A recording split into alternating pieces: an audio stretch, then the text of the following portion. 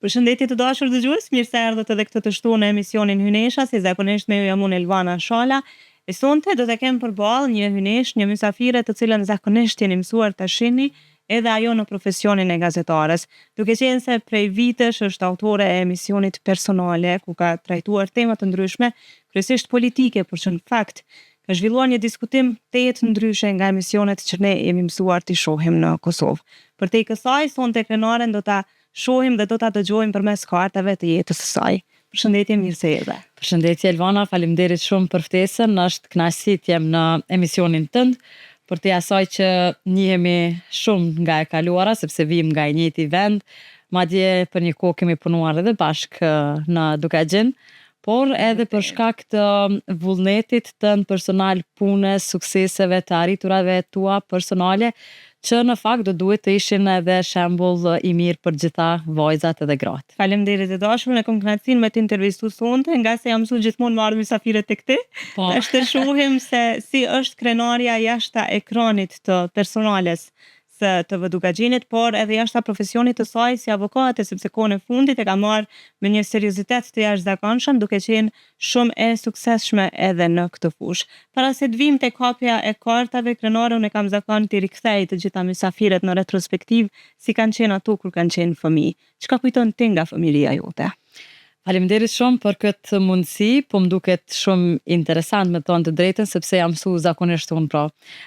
Ti ju parashtroj, po mendoj mysafirëve të cilët i kam në studio, edhe të flasim për rrëfimet e tyre personale, edhe gjithmonë është kënaqësi për secilin individ që të kthehet tek e kaluara, sidomos unë që kam pasur një fëmijëri jashtëzakonisht të mirë, të qetë deri në periudhën e luftës, ku si fëmijë e kemi përjetu luftën, pra kam qenë 10 vjeçare kur ka ndodhur edhe lufta në Kosovë, fatmirësisht pa pasoja në njerëz, vetëm në pasoja materiale, por që natyrisht që secili fëmijë përjeton edhe ato në formën e vet e që është negative, por që mua më ka përcjellur kjo pasaj edhe në profesion, për vetë faktin që kam trajtuar shumë tema të luftës në emisionin personale, kam pasur rrëfime të ndryshme, edhe të mbijetuarve të masakrave, ushtar të UÇK-s, komandant të UÇK-s, dhe vazhdimisht pjesë kohë pas kohe kam edhe mysafir që sjellin pjesë nga lufta, pra po them që kam mbetur kjo pjesë tek unë. Përndryshe, unë jam rritur në një familje e cila ka qenë e ngritur, ka qenë e shkolluar, jam rritur me dashuri të pakushtëzuar nga gjithë anëtarët e familjes, nuk do doja ndoshta të ndaja asnjë prej anëtarëve, duke filluar prej prindërve të mi, pastaj prej tezëve, hallave, fëmijët të tyre, pra kemi qenë në një ambient shumë të qetë dhe paqësor, që edhe kjo ka ndiku pastaj edhe tek unë natyrisht në jetën më vonë.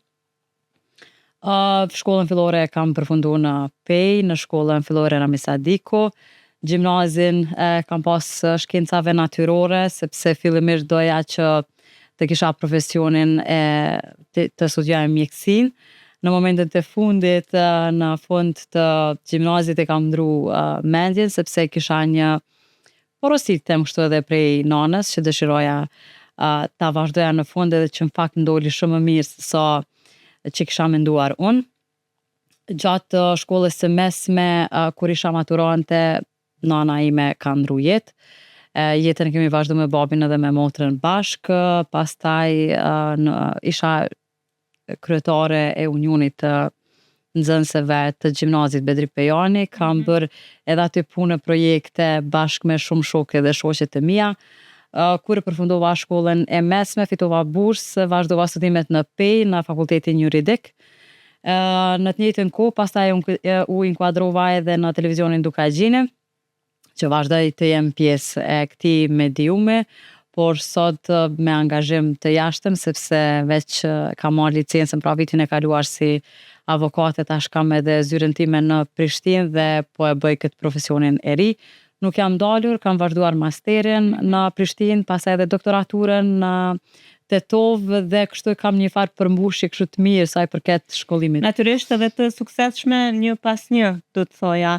Por ndalemi pak edhe tek sfidat. Kam përshtypjen që secila grua ka sfida të jashtëzakonshme në arritjen e gjitha këtyre sukseseve, sepse nuk është e lehtë të jetosh në Kosovë të jesh grua dhe natyrisht ndjekësh ëndrat e profesionit. Çka kujton prej sfidave më shumë ti krenare? Sa ka qenë e vështirë për ty me arritë deri këto?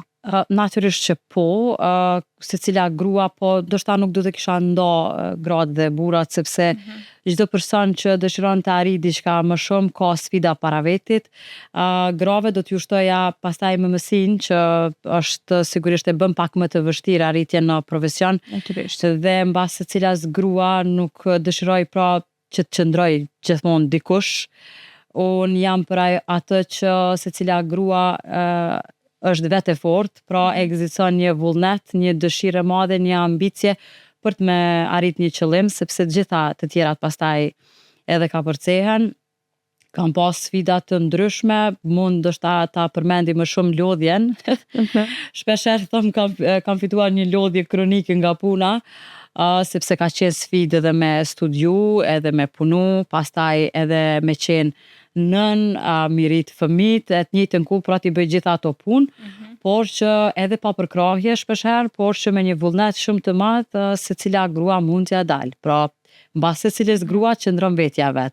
Ndonjëherë nuk kemi edhe zgjedhje të tjera, prandaj edhe nuk dorëzohemi, por mbi të gjitha është ajo dëshira që ne e kemi të vërtet brenda vetes për me arrit një mision të caktuar.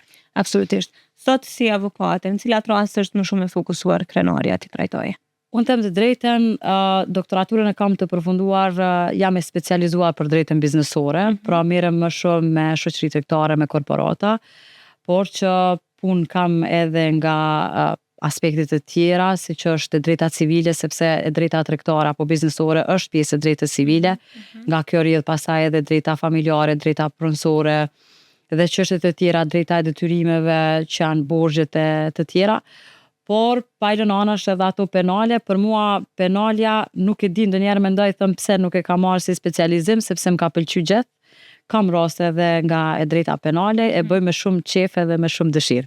Sepse të gjitha pra janë në kuadër të jurisprudencës, por që fokusimi më i madh është e drejta. Si e sheh sot sistemin e drejtësisë në Kosovë? Është ndryshe kur jemi jashtë, e shohim nga jashtë, nga ekrani, kur e ke pa nga spektri i gazetares, po sot që je vetë brenda ti, ku jemi me sistemin e drejtësisë? Len shumë për të dëshiruar natyrisht, nuk kam parë edhe ashtu dallime të mëdha edhe nga studio, pra edhe pse kam qenë gazetare, apo edhe nga tereni, jam pothuajse të njëjtat probleme me të cilat ballafaqohet sistemi i drejtësisë dhe jo vetëm sistemi i drejtësisë, sepse në Kosovë probleme ka në të gjitha sistemet e tjera, pra problemin kryesor e kemi te sistemi, qoftë i arsimit, qoftë i shëndetësisë, ashtu është edhe drejtësia.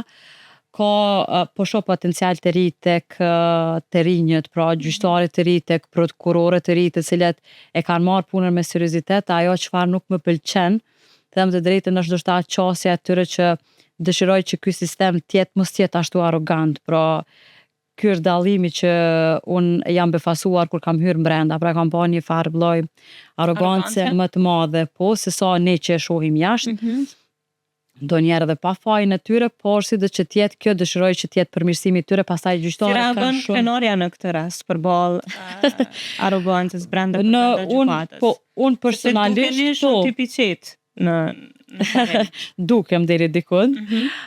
Jam tipi qetë natyrisht edhe e respektoj shumë tjetrin, respektoj pozitën e tjetrit derisa të cënohet pozita ime. Personalisht nuk kam pasur rastin pra që të kem ballafaqime të tilla, por kam parë pra në seanca të ndryshme, gjë që s'më ka pëlqyer, edhe do doja që kjo të ndryshonte. Pastaj mos të harrojmë që sistemi jonë është shumë i ngarkuar me lanë të shumta, pra brenda një viti një gjyqtar ndoshta ka 200-300 lanë, edhe kjo bën që sistemi të zvaritet, bën që palët tjerat mos jenë të kënaqura, pra ekziston një sistem jo shumë i rregullt që natyrisht do duhej pak më shumë punë dhe investim edhe përkushtim për të ndryshuar të. Sidomos pra në marrjen e punë sa më shumë gjyqtarëve, prokurorëve të ri, pastaj edhe Pallati i Drejtësisë ka ato problemet e veta, për shembull gjatë verës ka qenë shumë e pamundur të mbahen seancat për shkak të ajrit dhe nxehtësisë aty brenda.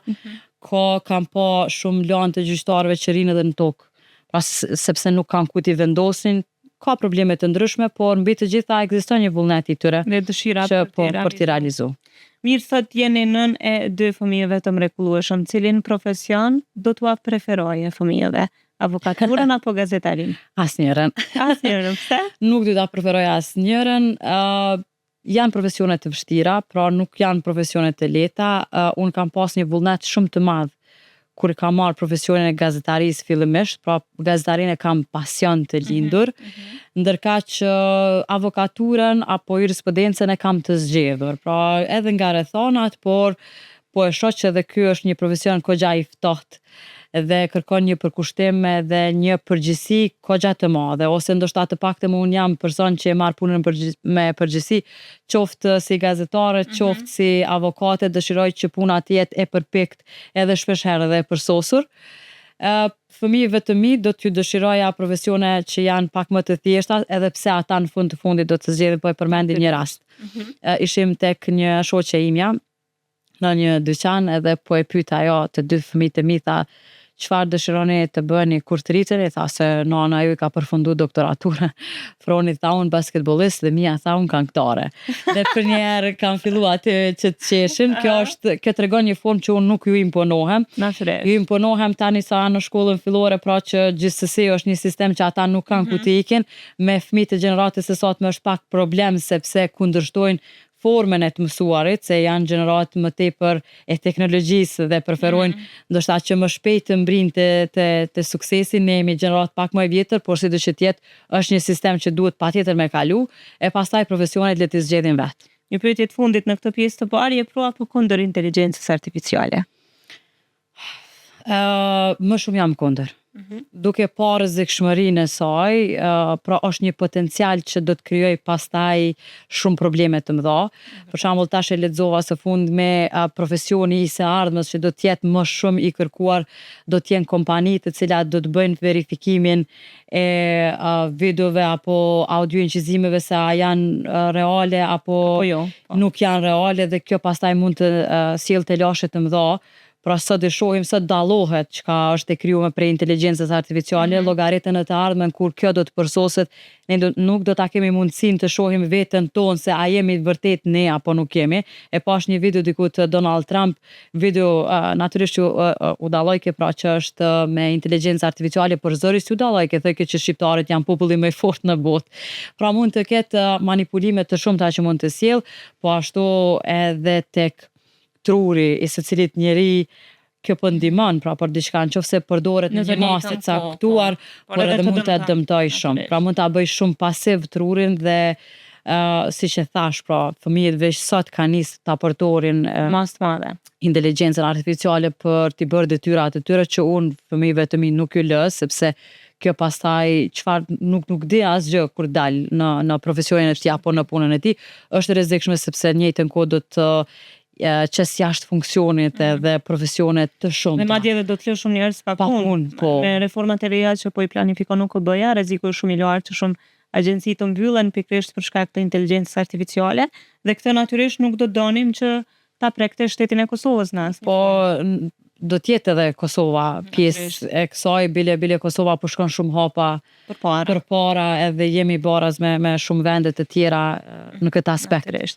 Mirë dashur, është koha që këtë emision ta nisim me një pikë muzikore për të gjithë ata që janë duke na dëgjuar në radio, ndërkohë që ju asesi mos e ndroni kanalin e Radio Kosovës, sepse pas pak Krenare Vukshi do të bëj hapjen e kartave të jetës së saj. Prezantuesen tuaj të dashur të emisionit personale do ta njihni më mirë përmes kartave. Rikthehemi pas pak. Miq të dashur të Radio Kosovës, jemi rikthyer sërish në studio për ju shoqëron emisioni Hynesha, me ju jam unë Elvana Shala, e sonte përballë kam Krenare Vukshin, e cila tani do të bëj hapjen e kartave të jetës së saj në 3 perspektiva. I gati.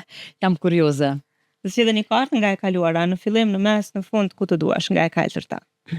Hajde, po e marrim dikon ka Mesi. Me Mesin do me fillu më jep. Në lidhje me ato që keni diskutuar, kush ka qenë një model negativ për ju, si edhe pse?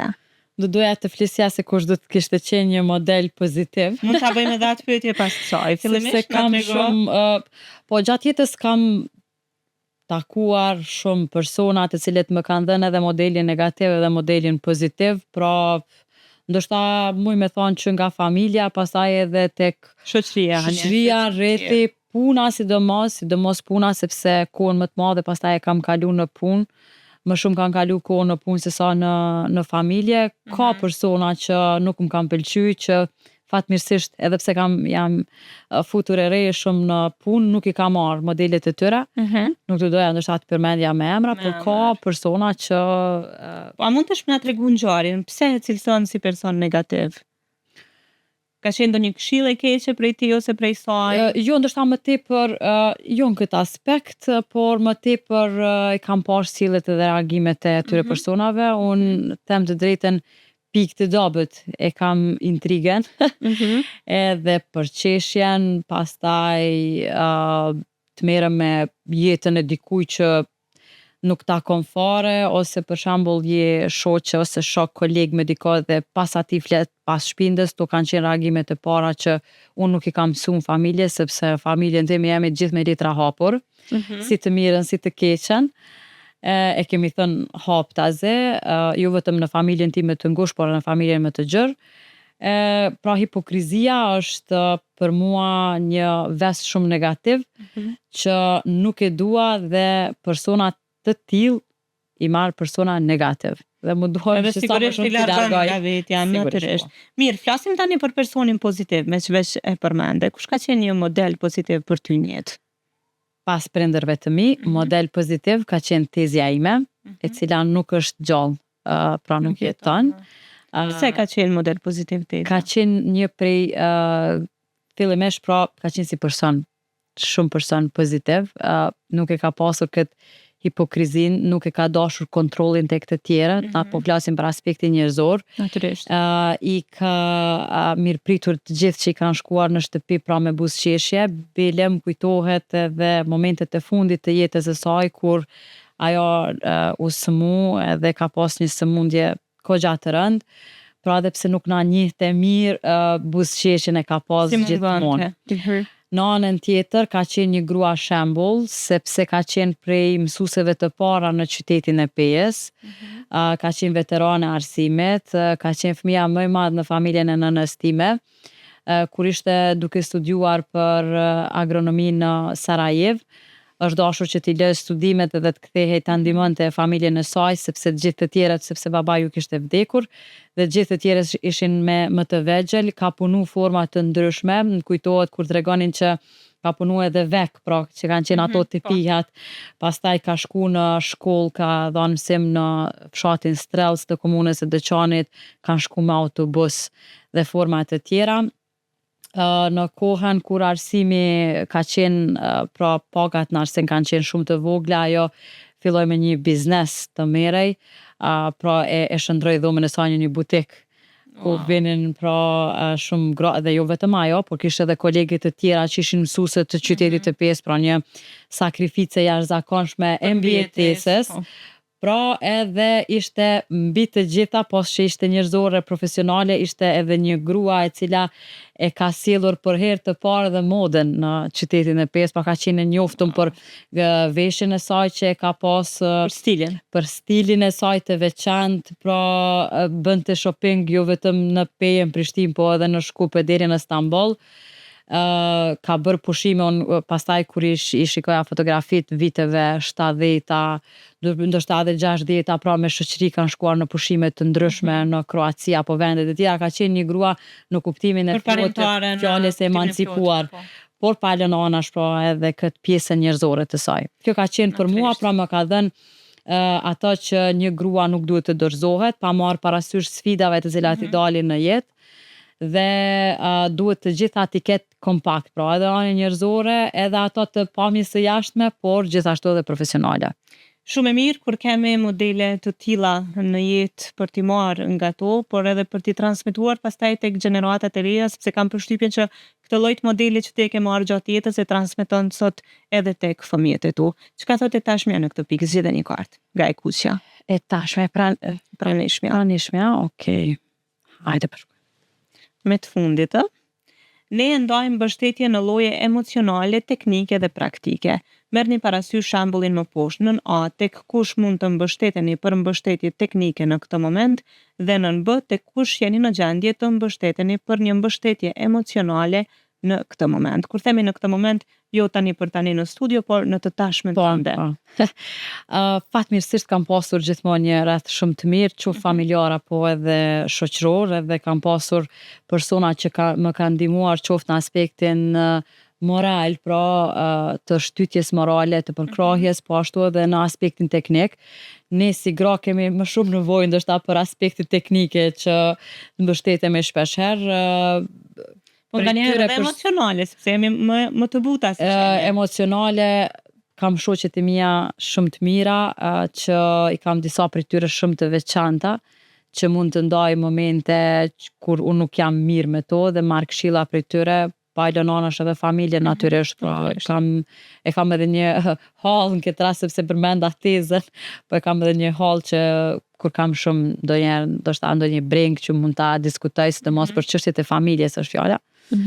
Në aspektin teknik do doja ta t'i përmendja ndoshta 2 persona pas shokëve në familje, burrin e motrës, pra dhëndrin, e që tash ata fatkeqësisht nuk janë në Kosovë, pra ka që 2-3 muaj që janë në Gjermani sepse janë zhvendosur atje për të jetuar. Edhe një falënderim të veçantë për djalin e hallës, i cili gjithmonë më është gjendur në momente teknike, sidomos për veturën, pastaj është mos harroj edhe në anën e biznesit sepse është auditor i licencuar dhe konsultohem me të sa i përket aspekteve të biznesit, pra në anën ekonomike. Babi natyrisht, por tash nuk dua që ta ngarkoj sepse ka edhe moshën, po ai ka qenë shtylla e familjes tonë. Mirë, kjo flet shumë për një lidhje shumë të veçantë që e keni me familjen, ndoshta jo me rrethin e ngushtë, por edhe atë më të gjerë, që mbase është pak më e jashtëzakonshme në ditët e sotit në Kosovë, sepse zakonisht llogarisim në mbështetje vetëm të anëtarëve të familjes që i kemi brenda. Fatmirësisht, pra edhe thash edhe më herët në hapjet e emisionit që ne kemi rujt atë harmoninë familjare. Pra nga të dyja anët, si nga ana e nanës ashtu edhe nga ana e babit. Është edhe një arsye tjetër që pra mungesa e nanës, pastaj ndoshta ne jemi lidhur edhe më shumë edhe me anëtarë të tjerë, por edhe sa e kam pas nanën gjallë, ka qenë një grua e cila i ka respektuar të gjithë, pra si familjen e vet, ashtu edhe familjen e burrit, dhe nuk kemi rritur në fryma negative pra për atë ose për këtë, dhe kjo tashmë vazhdon përsëri të jetë prezente. Meqense përmende nanën disa herë, padashtë me të bo emocionale natyrisht, cila është një këshill e nanës që ty të kujtohet, ka ngel në mendje dhe që të përcjell gjatë gjithë jetës tënde, ose një fjalë vetëm e saj? Ka pasur shumë fjalë, edhe nana ime luan shumë rol të rëndësishëm në personalitetin tim. Ka qenë një grua e guximshme, ndoshta shpeshherë ka pasur guxime më të madh se sa babi, po flas në aspektin profesional. Ajo më ka mësuar që nuk duhet të më dorëzu asnjëherë në jetë, më ka bë që ta dua jetën, ta shoh në mënyrë pozitive jetën, pavarësisht sfidave, po ashtu edhe profesionin. Pra ajo ka folur me mua gjithmonë për përparësitë e mia, jo për dobësitë e mia. Ajo ka marrë shembuj edhe tek të tjerët, tek unë për shemb për mua ose edhe për motrën time, për aftësitë tona që pastaj ne normalisht që i kemi futur brenda qenjes tonë dhe i kemi marrë si të mirë qenja. Edhe që edhe pas vdekjes saj ne kemi vazhduar pra mbi ato këshillat që i kemi pasur. Mirë, çka thotë e ardhmja dhe e fundit për këtë raund? E marr tash këtë. Po e bëj me radhë. Në lidhje me 2 kartat e mëparshme, merrni parasysh shembullin më poshtë. Për të përmirësuar ose zgjidhur temën që po diskutohet, a mendoni nëse do të ishte më mirë për ju të merrnit artin si hobi? Cilin art do të zgjidhnit dhe pse? Sa është e artit krenaria? Po më pëlqen shumë arti, gazetaria është art. Natyrisht. Sepse sidomos në televizion e don të bukurën vizuale, është ajo që shihet. Artin e komunikimit. Edhe artin e komunikimit, por edhe ajo që duket, pra fotografia. Unë kam qenë, kur jam marrë me programacion në udhëheqje, kam qenë detajiste, pra në ato se si po duket në ekran, qoftë studio ose çka do tjetër. Më pëlqen muzika, nuk mund të jetoj pa muzikë. Që nga mëngjesi derisa të bëj me flejt, e kam muzikën, shpeshherë edhe kur ulem e përpiloj pa diju se shkresa të tjera që të tjerët çuditën me mua, i kam AirPods-at edhe ndëgjoj edhe muzikë, e kam shumë inspirim muzikën, por më pëlqen edhe piktura. edhe dojën e kam piktar në këtë rast dhe Ke pikturuar, ke pasion- provuar të pikturash? Po, kur kam qenë në shkollë fillore ose shkollë të mesme, më pëlqen shumë. Froni ka këtë talent, pra për të vizatuar edhe për të pikturuar, madje ka shprehur dëshirën që të shkoj pastaj në shkollë të artit, e që do ta përkrahi natyrisht shumë, sepse ka këtë talent. Mia me të vërtetë e ka muzikën, edhe mien e kam inkuadru tash më shumë ka muzika, shkollën e muzikës në piano, po ashtu është edhe në korin e qytetit tek dirigjenti i njohur Memli Kilmendi. Edhe shpresoj që dhe ajo të arrijë këto, po arti është ajo që ta lehtëson jetën pas një dite të mundimshme e të rrënjshme, qoftë në gazetari apo edhe në profesionin e avokaturës. Mirë, gjithsesi fëmijët pas kanë marrë copza të karakterit tënd. Me aq tash Shpresoj që tani. shpresoj, pra secili prind për fëmijët e tij ka dëshirë që të nxjerrë më të mirën. Unë do të insistoj atë se çfarë e ka insistuar edhe nana edhe babi vazhdimisht të mos ta humbim njerëzoren. Natyrisht. Është shumë e rëndësishme, sidomos për gjeneratat e reja që po rritën në kushte maksimale, edhe me një teknologji të avancuar që po i bën njerëzit pak më të ftohtë. Unë dëshiroj që ata të ruajnë këtë aspekt, kanë emocionet, kanë dhimbje për të tjerët natyrisht deri në një kufi, sepse ka persona që pastaj se kam hasur edhe në jetën time që janë munduar ta shkelin këtë të mirën time edhe këtë dëmshurinë shpeshherë. Ta keq përdorin. Mirë, do të kemi mundësi të flasim edhe më gjatë për këto peripeci të jetës tënde, por edhe për atë çka ty të karakterizon. Shpejt kaloj raundi i parë i hapjes së kartave, tregom si je në këtë pjesë. Mirë shumë, po m'pëlqen shumë kjo pjesë emisionit është interesant, po m'duket pak më i veçantë, nuk e kam pasur rastin që të shoh që kanë emisione të tjera, pra një Të tilla. të tillë, po sepse edhe ne si mysafir kur vim këtu, por edhe shikuesit kanë dëshirë që të shohin edhe të relaksohen ose të shohin edhe persona të cilat i shohin në ekrane pak në një formë ndryshe. Përtej ekranit, natyrisht. Mirë, është koha që sërish të rikthehemi muzikës për të gjithë ata që janë duke na dëgjuar në radio. Ne vim vetëm pas pak me raundin e dytë të hapjes të kartave të Krenare Vokshit. Çfarë ndjenjesh të pakëndshme keni zakonisht për atë që diskutuat, kur rikthehesh në të kaluarën tënde dhe kur i mendon të gjitha gjërat? Çfarë ndjenje është pakëndshme ke dhe për cilën pjesë më shumë i ke ato ndjenja?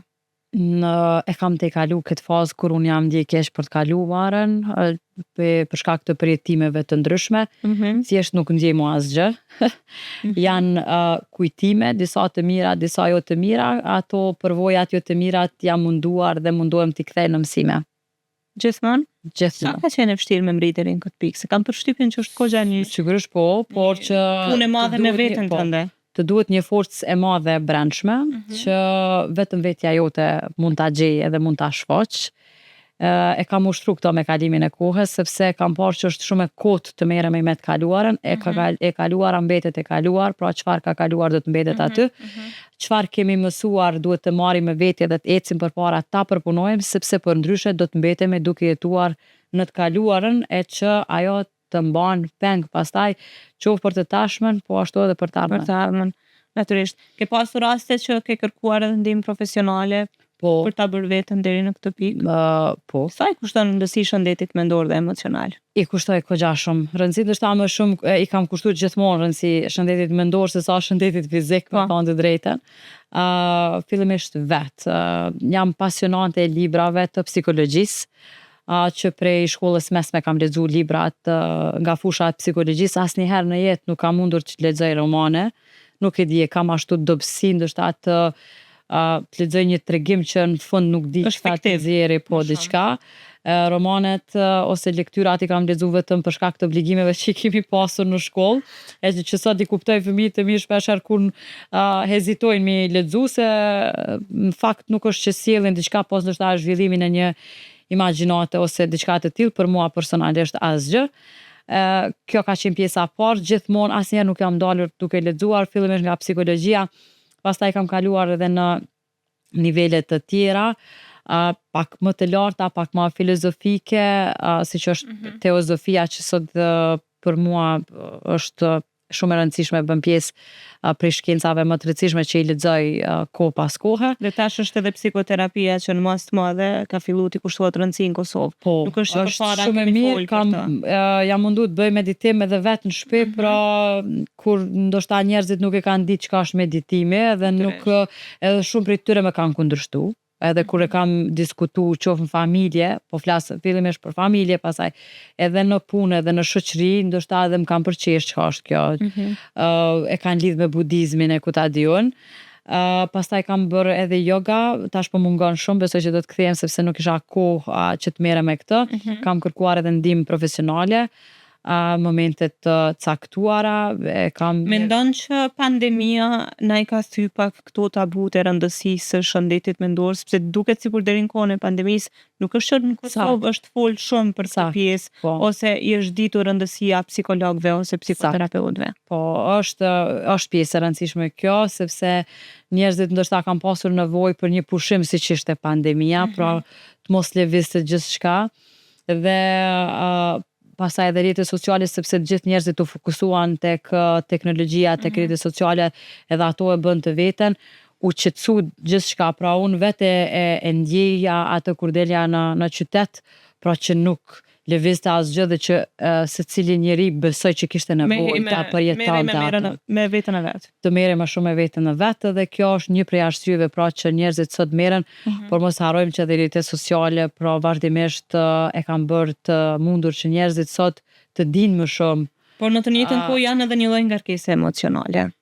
Kush? Rrjetet sociale. Po, sigurisht, ajo po se po, sepse ajo po ta merr edhe kohën, po ta ngarkon trunin, sepse është informacion mbas informacioni, por që sa i përket vedisimit, pra të qytetarëve shërben për shumë forma. Flas për aspektin pozitiv, natyrisht që ka edhe anët e saj negative, por që njerëzit duhet i kushtojnë natyrisht shumë kujdesit mendor, mënyrës se si ata perceptojnë, bile me motrën këto ditë kisha një diskutim me të, isha e ftuar para shumë viteve në një manifestim diçka për kancerin e gjirit në Pej, edhe nuk me thonë të drejtën nuk më pëlqej fare atmosfera, edhe e mora mikrofonin sepse kishim mundësi edhe që të flesmin, madje një vajze të shkollës mesme aty, pra u alivanos për shkak ndoshta sigurisht energjisë negative, sepse kur flasim për smundje thash ju bëj apel organeve lokale këtu në Pej që më shumë të bëni tubime ku flasim për mendimin pozitiv se sa për sëmundjet, sepse një prej arsyeve kryesore që vim deri tek sëmundjet janë ngarkesat emocionale, që shumë pak janë trajtuar edhe në shkencë, pra ngarkesa emocionale, stresi është i vendosur, ka qenë i vendosur diku ka fundi i arsyeve deri tek një sëmundje. Prioriteteve tona. Po, dhe do të ishte më mirë, siç ka thënë edhe nën Tereza, pra më mirë të më ftoni që të flasim diçka pozitive se sa për parandalimin e drogave. Dhe kjo do duhet të bëhej ndoshta një vedisim që edhe sot nuk marr pjesë në asnjë prej tubimeve ku flitet për sëmundje, sepse nuk vedisohet popullata në këtë formë, pra për sëmundje. Që të diçka pozitive. Jo, pra duhet të mbillet diçka pozitive, qoftë me takime, qoftë me organizimin e trajnimeve për meditim, për yoga dhe gjërat e tjera. Çka thotë tashmë në këtë pikë, si dhe një kartë. Hajde. Ekzistojnë 5 kërkesa të forta të brendshme. Nën A, jeni të përsosur, ju nuk keni të drejtë të bëni një gabim. Nën B, bëhu i fort, nën C, nuk mjafton, nën D, nxitoni dhe nën E, kënaqni të tjerët. Cila nga këto kërkesa është mbizotruese tek ju? Cila është krenaria? Edhe një herë, bëhu i fort të gjitha. Bëhu i fort, nuk mjafton, nxitoni, kënaqni të tjerët. Cila është krenaria? Krenaria në të gjitha ka qenë. Domethënë, unë kam qenë të gjitha këto, por tash ku jam në të tashmen, është bëhu i fort, kam fillu me hek edhe këtë përsosshmëri, sepse kjo është lodhje, se nuk ka lodhje. Edhe me kënaq të tjerat, kam fillu me largu edhe këto. Me eliminu, kështu që për mua tash është bëhi i fort. Je tek aja? Tek bëhi. Tek bëhi, po. bëj fort sepse jeta ne nuk e dim, edhe është mirë shumë që nuk e dim çfarë na pret. Me rëndësi është jemi të fortë që t'i përballojmë gjitha sfidat që na vinë. Me i kënaq të tjerët deri në një pra të themi në një limit të caktuar, sepse asnjëherë nuk mundesh me i kënaq të tjerët. Maksimum. Dhe pastaj kjo mund të kthehet edhe në lëndim, edhe në zhgënjim për dikën që ti ke bërë shumë dhe nuk të është pra falenderues ose nuk të është mirënjohës. Kështu që për momentin e kam prioritet fëmijët e mi, t'i kënaqi ata edhe ata deri në një kufi të caktuar. Për të tjerët pak e kam ndalu këtë gjë. Çka ishte ajo? Nxito. Kjo nxito për t'i arritur gjitha, edhe kjo më ka lodhur shumë. Edhe me këtë pak e kam ulur dozën e nxitimit. Për shkak ka çuditë edhe kolegët e mi avokat, ka raste që nuk i marr, pra i kthej sepse nuk dua të nxitoj, nuk dua që të mbi ngarkohem edhe të stresohem, edhe dua ta ruaj pastaj pak edhe përsosshmërinë. I ke thënë ndonjëherë vetës nuk mjafton? Sigurisht i ke thënë, po ai thua sot. Po, gjithmonë do t'i them vetes nuk mjafton sepse asnjëherë nuk është mjaftueshë. Pra gjithmonë a del diçka përpara që nëse arrim sot këtu, nesër dëshirojmë diçka tjetër, po pa nxitu. Si qëndron me kritikat? Je autokritike më shumë apo i kritikon të tjerët, apo je më e rezervuar? Unë nuk i kritikoj të tjerët fare. Nuk e di, e kam ato kështu ndoshta ndonjë person shumë të afërt, shumë të afërt që e kam, e shoh që diçka po bëhet një padrejti ndaj atij personi dhe kritikoj në atë aspekt. Madje nuk kam dëshirë dhe fëmijët i kritikoj shumë, sepse edhe nuk e dua dhe kritikën shumë. Ne meritim kritika, pra kjo është te unë ka sjellur një ngarkesë shumë të madhe. Madje edhe sot ndoshta debatet që i kam me prindit dhe me babin që jetojmë bashkë, kam te kritika, e të mos më kritiko mu. Dua të jetoj e qetë kështu siç jam, pra nuk e dua kritiken, as më kritikojnë, as ti kritikoj. Mirë, pas ke gjetë një mes të bukur edhe të artë në këtë pjesë. Çka thotë ardhmja dhe e fundit për këtë raund? Në lidhje me dy kartat e mëparshme, merrni parasysh shembullin më poshtë. Për të përmirësuar apo zgjidhur temën që po diskutohet, a mendoni se do të ishte më mirë të drejtoheni dikujt për një ndihmë profesionale? Çfarë lloj ndihme do të ishte kjo dhe pse? E them më herët që zakonisht nuk përton të kërkosh ndihmë profesionale atëherë kur të duhet. Kjo do të thotë që edhe në një të ardhme të afërt do ta bësh të njëjtën gjë. Patjetër. Kur vjen puna tek aspekti profesional, kush është personi i parë që ti e telefonon për t'i kërkuar ndihmë? Po t'i kaloj shoqet e mia të afërta. Kam disa për tyre, nuk e kam shumë rrethin e gjë. Në këtë rast është ish kolegja jone e përbashkët Liria Azira, e cila sot është psikologe. Edhe ka pra dhe klinikën e saj, që jo vetëm unë, po i referoj edhe të shokëve rrethit të gjerë që gjithë të drejtohemi, sepse ne asnjëri nuk jemi profesionist të fushës, pra ne mund të ndajmë me shoqe, me familjar, diçka që neve na preokupon, por ndryshe është ana profesionale. Edhe këtë e besoj 100%. Kam pasur shumë raste, pra që unë i kam telefonuar Lirien jo zyrtarisht, pra në formë shoqërore, dhe që mi ka dhënë këshillat e dura, dhe mandej edhe i kam shkruar mesazh Liria, te i kalova shumë mirë këtë, se gjithë kemi nevojë momente të caktuara për ndihmën e dikujt, dhe ndihma profesionale është gjithmonë më e mira. Ajo që po më pëlqen më shumë ti në këtë diskutim është mesazhi që po e jep se sa e rëndësishme është kërkojmë ndihmë profesionale në aspektin e shëndetit mendor, sepse edhe emisioni ka këtë lloj tematike, pra siç e shef pyetjet janë më psikologjike dhe shumë të thella, edhe nuk i prita, shumë befasuese. Dhe zakonisht njerëzit, publiku mendon për të gjithë ata që janë pjesë e ekranit në përditshmëri që ne asnjëherë nuk kemi nevojë për ndihmë profesionale, jemi të fortë, ja dalim me gjithçka e tjerë. Kështu që kjo që ti po e flet tani është një mesazh shumë i fortë që edhe ne që jemi pjesë e ekranit në përditshmëri kemi nevojë për ndihmë profesionale, dhe shpeshherë mund të jemi ndoshta për tokë edhe duhet dikush të na ngrejë për ta. Ndoshta ne më shumë se sa të tjerët, sepse puna edhe dinamika të largon nga vetja jote. Vërtet. Edhe problemet që ne ballafaqohemi në jetën e përditshme, të tjerët ndoshta që janë në shtëpi nuk i kanë. Edhe nuk i kanë, nuk ballafaqohen me ato. Ne thash edhe më herët, sa më shumë që ki ambicie, sa më shumë që ki dëshira dhe vullnet për diçka, më shumë ki sfida më të mëdha. Dhe këto sfida është mirë me i menaxhu, që mos me humb kontrollin.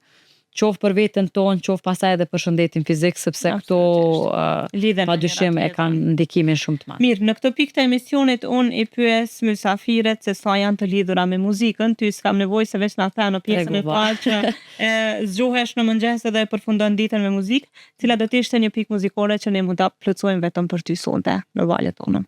E tash më ke zonë ngusht, sepse jam me një shije multi. Nga muzika, kam shumë këngëtare që ndëgjoj dhe kjo më varet prej periudhës, për shembull, në këto momente më shumë po dëgjoj Afro House, nuk e di kështu. Po më pëlqen, është por një këngë që më bëri përshtypje dhe që më pëlqeu është kënga e re e Raj Strefit, nuk e di se kishte emrin kënga, po në qoftë se e keni në dispozicion. Nëse ju, atëherë një këngë nga i Raj Strefit. Një këngë nga i Raj Strefit bën. Mirë, të dashur dëgjues, ne do dëgjojmë bashkë këngën e re të Iraj Strefit nëse do ta keq departamenti i muzikës, nëse jo patjetër një nga hitet e saj, ndërkohë që rikthehemi vetëm pas pak me raundin e tretë dhe të fundit bashkë me Krenare Vukshin. Jemi shoqëruar kështu bashkë me Era i Strefin dhe një nga hitet e saj për dëshirën e hyneshës time për sonte Krenare Vukshi, e cila po bën hapjen e kartave të jetës së saj në 3 perspektiva. Besoj që deri tani keni arritur ta njihni më shumë në 3 valët e jetës së saj, por ku do të na çojnë kartat në këtë pjesë e shohim në vazhdim. Ai gati? Po, fillojmë prej të kaluarës, Prej të kaluarës pra po. Hajde të përzgjedhim sepse pas ka shumë pyetje dhe nuk i prita që janë pyetje shumë të mira, edhe siç e thash, pra më pëlqen psikologjia. Cila është këshilla më e keqe që keni marrë për të dhe nga kush? Për të kaluarën tënde. Këshilla më e keqe që e ke marrë?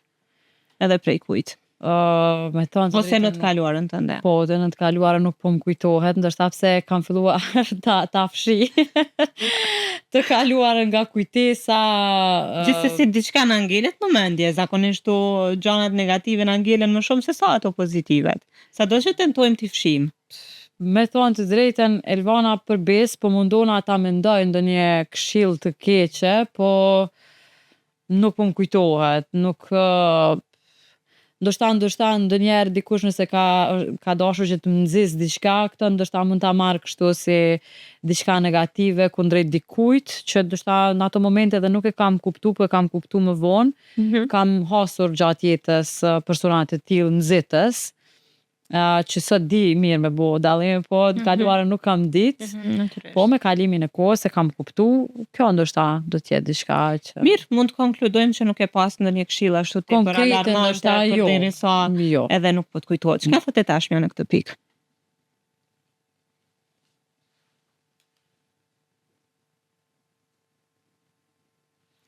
Ne e ndajmë mbështetje në lloje emocionale, teknike dhe praktike. Po t'lidhen kartat që thet pëlqen psikologjia, merrni parasysh shembullin më poshtë. Nën A, çfarë lloj mbështetjeje jepni më shumë ose është më lehtë për ju të jepni, dhe nën B, çfarë lloj mbështetjeje keni më shumë nevojë për momentin. Është e kundërta e pyetjes së kaluar. Çfarë lloj mbështetje jep krenaria? Më shumë emocionale apo teknike? Edhe emocionale dhe teknike, dyja të bashkë varësisht prej personit çfarë ka nevojë më shumë. Shpesh herë në familje kam atë anën teknike më shumë, si ma e matja e familjes e shtëpisë, mundohem që motrës e prindit, po edhe familjarëve të tjerë t'ju gjindem në raste të caktuara kur ata kanë nevojë, pra sidomos me ndihmë teknike, shpesh herë edhe financiare sa kam pas mundësi dhe kam mundësi, dëshiroj që ti ndaj gjërat, pra jo vetëm ti kem vetëm për veten time, çfarë kam nevojë në këto momente pak më shumë, ndoshta edhe për mua është kjo pjesa teknike më shumë. Sepse po mundohem me mbrit gjitha në një moment kur po i mbaj këto punë dhe pozita, sidomos me qenë se jam duke jetuar për momentin pej dhe punën më të madhe kam në Prishtinë, është ajo pjesa e familjes e fëmijëve, pra çështje teknike, shkuarja atyre në shkollë, në kurse, edhe pse kam familjarë të cilët më ndihmojnë shumë, familjarë edhe të fëmijëve të mi, që asnjëherë pra nuk i lën keq. Fëmijët e mi janë duke u rritur shumë mirë, kështu dëshiroj pra që edhe të vazhdojnë të rriten në këtë formë. Kjo është ana teknike më tepër, sepse këto tjerat po mundohem ti t'i kaloj vetë. Natyrisht dhe sa i përket fëmijëve, ju urojmë jo vetëm fëmijëve tuaj, po gjithë fëmijëve të Kosovës të rriten në formën më të mirë të mundshme. Jemi dëshmitar të faktit që situata aktuale në Kosovë ndoshta nuk është ajo që ne do donim, ta shenim për të ardhmen e fëmijëve tonë, po gjithsesi shpresojmë gjithmonë që do të ketë gjëra të mira në vazhdim. Po, fatkeqësisht në Kosovë, pra e thash sistemi nuk funksionon dhe gjithë mbështetemi tek familja, kështu që bara kryesore prap ju bjen prindërve, qoftë në shkolla apo ase, edhe pse natyrisht do shkollat e luajnë rolin e vet, por që fëmijët nëse nuk kanë një përkraje prej familjes, një shtytje, një mbështetje, jetë më e vështirë. sa i përket sistemit, ndoshta shumica do të dështonin. Po e përmend sistemin, do ta shohim në një të ardhme të afërt krenare në politikë. Nuk e di, më ka përcjellur politika vazhdimisht, qysh fëmijë, qysh kam qenë, këto e kam pjesë që e kam trashëguar prej babit si një historian, i cili ka folur temat politikës dhe të historisë në familje, këto tani e kam përcjellur në televizion.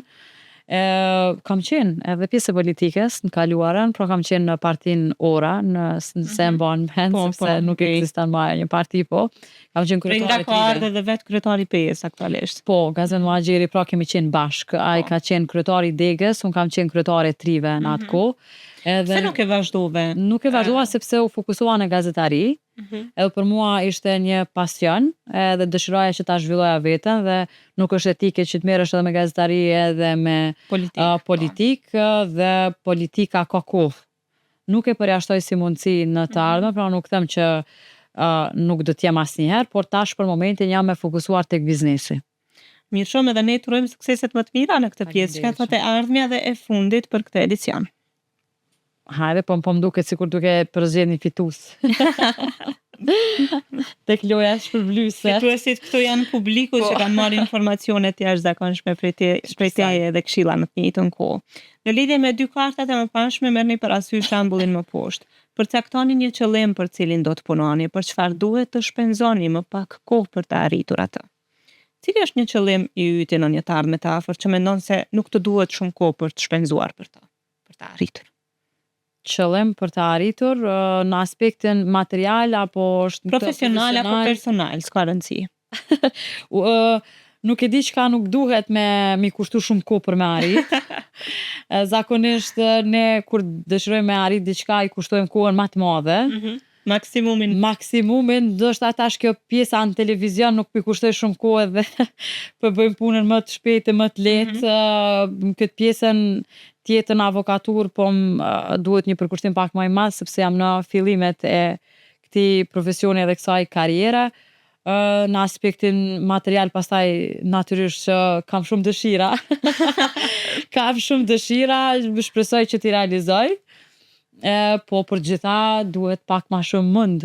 Edhe kohë edhe energji. Për momentin, asaj që nuk jam të i kushtu shumë kohë edhe energji është puna në televizion, pra sepse kam vetëm emisionin personale dhe është diçka që bëj them kështu edhe në gjumë. Po, natyrisht. Edhe bëj shumë thjesht edhe bëj shumë lehtë, po, pa i kushtu shumë kohë. Me këtë na e the që krenares nuk i vinë gjërat edhe shumë lehtë, duhet edhe shumë kohë edhe shumë natyrisht për t'i arritur. E dashur kaq ishte minutazhe hapje së kartave të jetës tënde, tash jemi krejt në fund edhe bashkë i kaluam 3 raunde, tregon cili është reflektimi yt mbi veten tënde. Në këtë emision apo në këtë emision? Unë personalisht të ndiva shumë mirë. Nuk e prita që do të kemi pyetje të tilla, të cilat të bëjnë të nxjerrësh nga vetja në mesin e shumë punëve brenda një ditës që i ke, sepse isha në televizion, tash pas këtij emisioni do të shkoj deri në prokurori sepse dua ta dorëzoj një kërkesë dhe të nxjerrim nga vetja, ndoshta edhe qoftë nga e kaluara apo të reflektojmë edhe për të ardhmen. Falenderoj shumë për këtë mundësi, dëshiroj shumë suksese, mos u ndal asnjëherë, jo vetëm në gazetari, por edhe në fushat e tjera që çdo punë që e ke marrë përpara e ke çuar deri në fund. E thash në hapje dhe po e them mbyllje, je shembull për tjerët. Faleminderit shumë, në kisha kënaqësinë e veçantë që të pata sonde me Safira. Kënaqësia ishte e imja. Të dashur dëgjues, kemi qenë kështu në një bashkëbisedim shumë të këndshëm me gazetaren dhe avokatin e njohur Krenare Vukshi, e cila shpalosi kartat e jetës së saj në 3 perspektiva. Me mua Elvanën dhe një hynesh tjetër, bashkë takohemi javën tjetër.